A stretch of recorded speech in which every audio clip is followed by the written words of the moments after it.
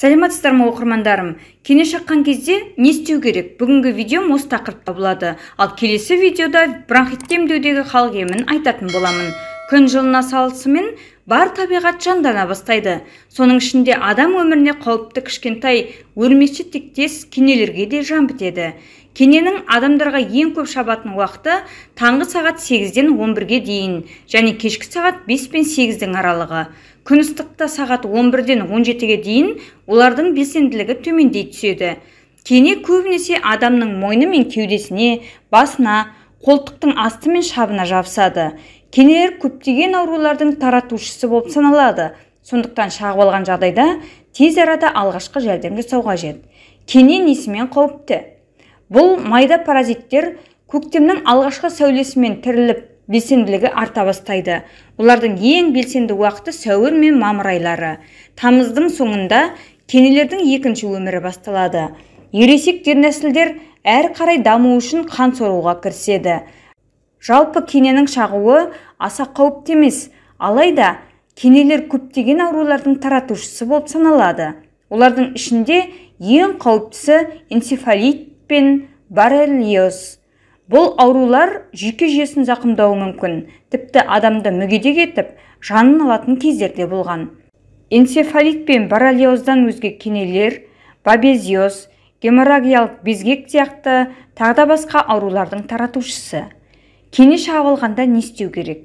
Бірінші кезекте жәндікті денеден алып тастау қажет. Егер жақын жерде мед бөлімше болмаса, кенені өзіңіз алуға тырысыңыз. Кенені абайлап бұрап алу қажет. Шағып алған жерге май немесе вазелин жағудың қажеті жоқ. Мұндай ем-дом керісінше кедергі келтіреді. Кененің басы теріде қалмау үшін оның жабысқан орнынан өздігінен жұлуға болмайды. Өйткені жұлу кезінде кене басы теріде қалып кетеді де, улы сөлі адам ағзасына тарала береді. Сілекейінде, тұмсығында және бездерінде вирустар шоғырланған. Еш жағдайда кенені тіспен алуға болмайды.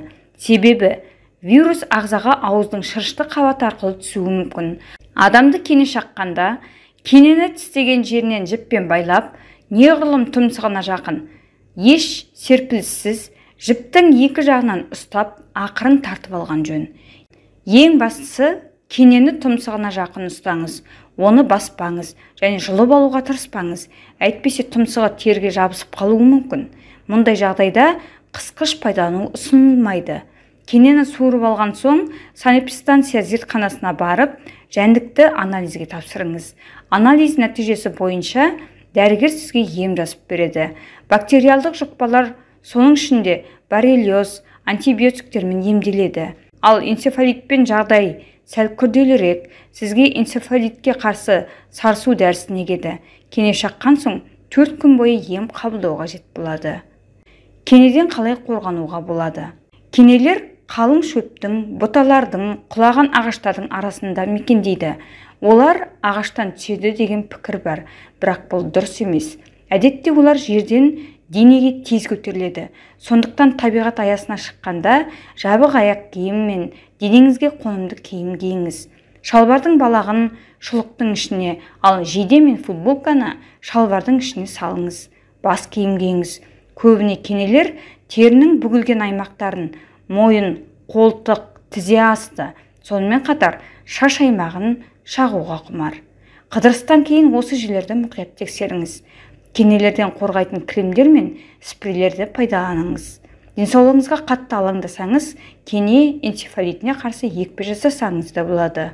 Міне менің бүгінгі видеом осындай. Егерде видеом ұнаса, лайк басып, пікір жазуды және достарыңызбен бөлісуді ұмытпаңыз.